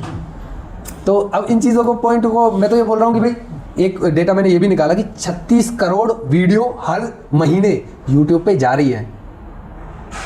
और हमारा इंडिया के एक आदमी, जैसे मैं बैठा हूँ, तुम बैठा हूँ, क्या इस मुद्दों पे एक वीडियो नहीं डाल सकता है हर दिन या हर महीने? क्योंकि ज़रूरत है आज के टाइम की। डाल सकते हैं बिल्कुल, और डालनी भी चाहिए, और लोग डाल भी रहे हैं इस चीज़ के लिए। डाल भी रहे हैं, लेकिन तुम भी स्टार्ट करो। बट डालनी हर जगह कोई हर कोई और हर चीज़ एडिट करके डालने की जरूरत नहीं है। मैं तो ये समझता हूँ जितना तुम बोल सकते हो वो तो डाल दो कम से कम, कि भाई एक लाइन बोली, धर्मेंद्र प्रधान रिजाइन दे दो प्लीज, हमारा एजुकेशन सिस्टम खराब हो गया, अभी ये लाइन चल रही है आजकल, तो मैं तो उस पर डालूंगा। बट हर कोई इंसान जब डालेगा तो देखेगा कौन? देखने वाले भी चाहिए। हर कोई इंसान जब डालेगा वो पढ़ के ही डालेगा, ये बात पढ़ के ही डालेगा, वो खुद ही समझ जाएगा उस चीज़ को। हाँ, ये बात कि भाई मेरे को करना ही नहीं है ये चीज़, करना है। सिविक सेंस में एक पान गुटखा की चीज़ आ गई, एक हमारे गांव में आज तक भी अभी भी चलती है बीड़ी की चीज़ और सिगरेट की चीज़। वो कभी भी पब्लिक प्लेस पे पिया ही नहीं जाना चाहिए। नहीं जाना चाहिए दूसरे को। लोग अभी भी पीते हैं सिगरेट बीड़ी पब्लिक प्लेस पे, यानी कि दूसरा आदमी बैठा है तो भी पी लेते हैं, 4 आदमी बैठे तो भी पी लेते हैं, जबकि उनमें से किसी भी एक आदमी को भी अगर आपत्ति है तो नहीं पीना चाहिए। मेरा तो ये मानना है। बिल्कुल। तो ये भी सिविक सेंस में आता है हमारा। कहीं भी रोड पे डांस करने लग जाना, नाचने लग जाना, ये भी सिविक सेंस में आता है। जीरो ये वो जीरो सेंस। अपना नाचना गाना भी करना तो एक स्टेज हो, जगह हो डिसाइडेड। जगह पे लोग नहीं नाचते, जगह पे नाचते नहीं, जहाँ नाचना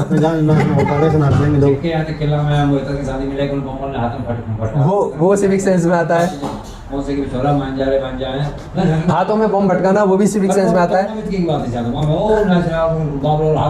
ये सिविक सेंस है, मतलब आपके अंदर मैं बोल सकता हूँ सिविक सेंस मिसिंग है पूरा। तो बहुत उस टाइम तो बना होता है, वो तो 4 साल पहले की बात है। हाँ, तो वो ये सिविक सेंस भी हमें एजुकेशन की वजह से मिलती है। वैसे शादी के टाइम पे ही तुमने कर दिया है, मतलब जब तुमने शादी कर ली लेकिन सिविक सेंस नहीं आई। चलो ये आती नहीं है, ये दोष तुम्हारा नहीं है, ये दोष एजुकेशन सिस्टम हमारे समाज, हमारी सोसाइटी का है, जो इन चीज़ों को स्ट्रिक्टली नहीं रोकते हैं। हाँ, सोसाइटी देखो पेड़ से तो कोई सीख के नहीं आता इन चीज़ों को। दिखावटी। आप कभी भी वीडियो को ऐसे मतलब देखिए ना, डाल के वहाँ पे गूगल पे एक आवेगी विज्ञान का बदला, इसमें तुम सब कुछ संगत का फर्क, संगत का फर्क है, वही तो। और आज के टाइम में तो संगत इंसान की कोई जरूरी नहीं है। आज के टाइम में संगत इंसान की जरूरत नहीं, फोन की संगत भी गड़बड़ है। संगत ही है, ये कि हम सीख कहाँ से रहे चीज़ों, और भी संगति है क्या है, सीख कहाँ से रहे चीज़ों को, वो गड़बड़ है आज के टाइम में। सिविक सेंस में पान गुटखा हो गया, बीड़ी सिगरेट हो गया, तीसरा हमारा ये जो एक्टिविटी होती है वो नहीं करना हो गया, कचरा कहीं भी फेंक देते हैं वो हो गया। ठीक है, रात हो गई लेकिन ये डिस्कशन जरूरी है भैया। 8:30 बजे। हाँ,